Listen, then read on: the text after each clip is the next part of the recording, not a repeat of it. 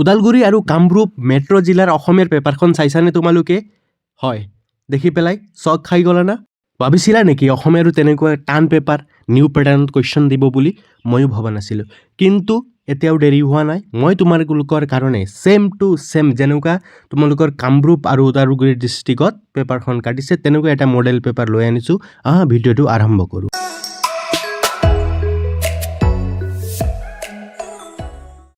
ওদালগুৰি আৰু কামৰূপ জিলাত যেনেকুৱা তোমালোকে প্ৰি টেষ্টৰ অসমীয়াৰ পেপাৰ পাইছা তেনেকুৱাকৈ আকৌ এটা মই তোমালোকৰ কাৰণে মডেল কুৱেশ্যন পেপাৰ তোমালোকৰ ওচৰত লৈ আনিছোঁ। তোমালোকে ইয়াত থকা সকলোবোৰ কুৱেশ্যনবিলাক তোমালোকে এফালৰ পৰা কৰি যাবা। তোমালোকে 1 নম্বৰীয়া কুৱেশ্যন চোৱা।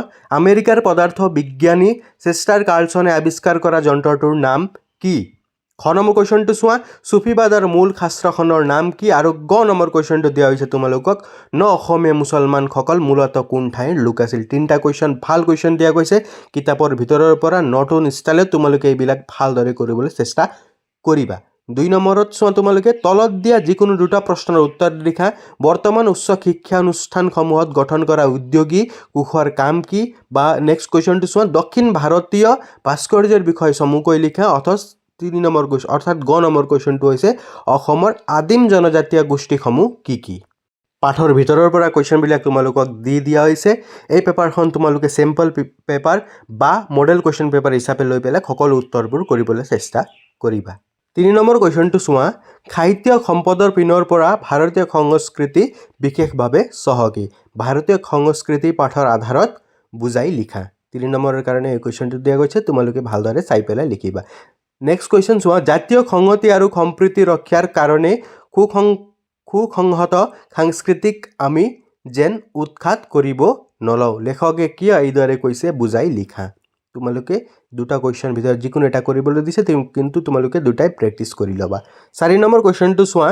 চাৱানা বাইদেৱে বিশ্ববিদ্যালয়ৰ কোন বিভাগত গৱেষণা কৰি আছিল? 1 নম্বৰীয়া কুৱেশ্যন। গান্ধাৰী অসমৰ কোনখন ভূতপূৰ্ব সাংসদে ৰচনা কৰা উপন্যাস? 2টা কুৱেশ্যন দিয়া গৈছে 1 নম্বৰে, তোমালোকে ভালদৰে চাই ল'বা। আৰু 5 নম্বৰ কুৱেশ্যনটো চোৱা। তোমালোকে একো চিন্তা কৰিব নালাগে, এই সমস্ত দায়িত্ব মোৰ। কুঁৱলীয়ে কি দায়িত্বৰ কথা কৈছে আৰু সেই দায়িত্ব তাই কেনেকৈ পালন কৰিলে? 3 নম্বৰৰ কাৰণে এই কুৱেশ্যনটো দিয়া গৈছে, ভালদৰে লিখিবা।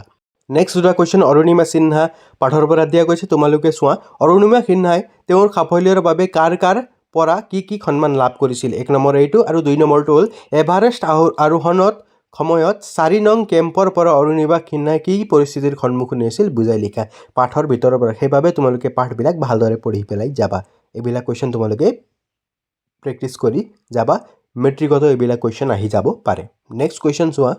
এতিয়া মই এফালৰ পৰা কেইটামান মেইন কুৱেশ্যনবিলাক তোমালোকক দি গৈছোঁ, তোমালোকে এইবিলাক ভালদৰে প্ৰেক্টিছ কৰি ল'বা। এইটো কুৱেশ্যন তোমালোকে চাব পাৰা যে ইৰাণীসকলে নৱবৰ্ষৰ উৎসৱ ব্যৱহাৰ কৰা বিভিন্ন খাদ্য বস্তু আৰু এইবোৰৰ প্ৰতীকী অৰ্থৰ বিষয়ে লিখা। 3 নম্বৰৰ কাৰণে এই কুৱেশ্যনটো তোমালোকে ভালদৰে কৰি পেলাই যাবা। ব্যাখ্যা কৰাৰ ভিতৰত চোৱা। তোমাৰ চৰণ মোৰ মহাধন, ভকত জনৰে নিজ তুমিছো জীৱন। এই কুৱেশ্যনটো আৰু লগতে এইটো 2টা তোমালোকে মকাৰ দুৱাৰত চাহাব তিৰবেনী ঘাট, এইটো 2টা তোমালোকে ব্যাখ্যা কৰা ভালদৰে চাই যাবা। আৰু লগতে তোমালোকক চমু টোকা লিখিবলৈ আজান ফকীৰ বৰগীতৰ লক্ষণ 2টা ভিতৰত দিছে। তোমালোকে মাধৱদেৱৰ বিষয়ে, আজান ফকীৰৰ বিষয়ে আৰু বৰগীতৰ লক্ষণ এইকেইটা তোমালোকে ভালদৰে চাই ল'বা। এইকেইটা আহি যাব পাৰে। আৰু 1 নম্বৰীয়া কুৱেশ্যন 3টা দিয়া গৈছে, এইবিলাক তোমালোকে ভালদৰে কৰিবা। নেক্সট তোমালোকে চোৱা। দৃষ্টান্তৰ কবিতাৰ মূল ভাৱটো তোমালোকে প্ৰেক্টিছ কৰি যাবা। আৰু লগতে ইয়াত এইটো কুৱেশ্যন চাবা তোমালোকে। প্ৰশস্তি কবিতাটিত সুন্দৰৰ আৰাধনা কৰিবলৈ কবিয়ে ভক্তসকলক কিয় আহ্বান জনাইছে? এই কুৱেশ্যনটো মষ্ট ইম্পৰ্টেণ্ট হয়, তোমালোকে ভালদৰে চাই পেলাই যাবা। আৰু লগতে ইয়াত থকা তোমালোকে গ্ৰামাৰ ছেকশ্যনটো ভালদৰে কৰিবা। এতিয়া চোৱা। বি খণ্ডৰ পৰা তোমালোকে 1 নম্বৰীয়া কুৱেশ্যন চাবা। অসমীয়া গদ্যৰ জনকগৰাকী সম্পূৰ্ণ নাম লিখা। নেক্সট কুৱেশ্যনটো চোৱা। প্ৰথম অসমীয়া চনেট ৰচয়িতাগৰাকীৰ কবিতা সংকলনখনৰ নাম কি? সেইকাৰণে মই তোমালোকক কৈছিলোঁ কবিৰ পৰিচয়বিলাক তোমালোকে ভালদৰে পঢ়িবা। তাৰ পৰা ইয়াত বহুত সংখ্যক কুৱেশ্যনবিলাক কবিৰ পৰিচয় বা লেখকৰ পৰিচয়ৰ পৰা দিয়া গৈছে 1 নম্বৰীয়া কুৱেশ্যনবিলাক। সেইকাৰণে সেইবিলাক তোমালোকে পঢ়িবা। মই ৰিপিট কৰিছোঁ, সেইবিলাক তোমালোকে ভালদৰে পঢ়িবা 1 নম্বৰীয়া 2 নম্বৰীয়া কুৱেশ্যনবিলাক হ'ল তোমালোকে 22 নম্বৰ কুৱেশ্যনটো চোৱা পাণ্ডৱসকলৰ যুদ্ধোৎসৱৰ বিষয়ে পাঠৰ আধাৰত বৰ্ণনা কৰে 3 নম্বৰৰ কাৰণে দিয়া গৈছে এইবিলাক কুৱেশ্যন তোমালোকে ভালদৰে প্ৰেক্টিছ কৰি ল'বা আৰু 1 নম্বৰীয়া কুৱেশ্যন আকৌ চোৱা কপিল মুনিৰ মাতৃৰ নাম ৰিপিটেড কুৱেশ্যনে এইটো আহি থাকে তোমালোকে চাব লাগে অসম সাহিত্য সভাৰ 1950 চনৰ মাৰ্ঘেৰিটা অধিৱেশনত সভাপতি গৰাকীয়ে সম্পাদনা কৰা আলোচনীখনৰ নাম কি চোৱা লেবেলটো চোৱা কুৱেশ্যনত কেনেকৈ খুদি দিছে সেইকাৰণে তোমালোকে এইবিলাক কুৱেশ্যন পেপাৰটো সম্পূৰ্ণকৈ কৰিবলৈ চেষ্টা কৰিবা ছাত্ৰ ছাত্ৰীসকল সম্পূৰ্ণকৈ কৰিবলৈ চেষ্টা কৰিবা তোমালোকৰ আধা কাম ইয়াতে হৈ যাব নেক্সট তোমালোকে কৃষ্ণৰ মতে তেওঁ যশোদাৰ ঘৰত কি কি দুখ কষ্ট পাইছে বুজাই লিখা 4 নম্বৰৰ কাৰণে